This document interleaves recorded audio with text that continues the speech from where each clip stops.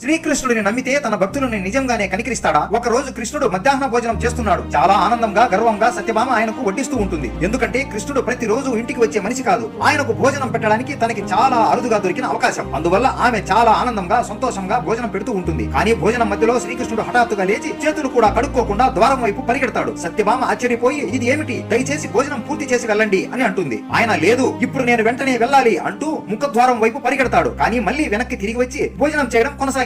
అప్పుడు సత్యభామ, అలా ఎందుకు పరిగెత్తారు, మళ్ళీ ఎందుకు తిరిగి వచ్చారు అని ప్రశ్నించింది. అప్పుడు శ్రీకృష్ణుడు ఇలా చెప్తాడు, నా భక్తుడు ఒకడు అడవిలో కూర్చుని ఉన్నాడు. అతని జీవంలో ప్రతి శ్వాస కృష్ణ కృష్ణ కృష్ణగా మారిపోయింది. అతని వైపు ఆకలిగా ఉన్న ఒక పులి వస్తుండగా చూశాను. నా నామం జపిస్తున్న నా భక్తుడిని కాపాడాలి కాబట్టి పరిగెత్తవలసి వచ్చింది. ద్వారం వరకు వెళ్ళాను, కానీ ఆ మూర్ఖుడు నా నామం వదిలి ఒక రాయిని తీసుకున్నాడు. దాంతో సరే, అతని సంగతి అతనే చూసుకొని అని నేను వెనక్కి తిరిగి వచ్చేశాను అని చెప్తాడు. మీకు కృష్ణుడు అంటే ఇష్టం ఉంటే ఆయన మీద నమ్మకం పెట్టుకోండి. ఆయన మిమ్మల్ని వదిలి ఎక్కడికి పోడు.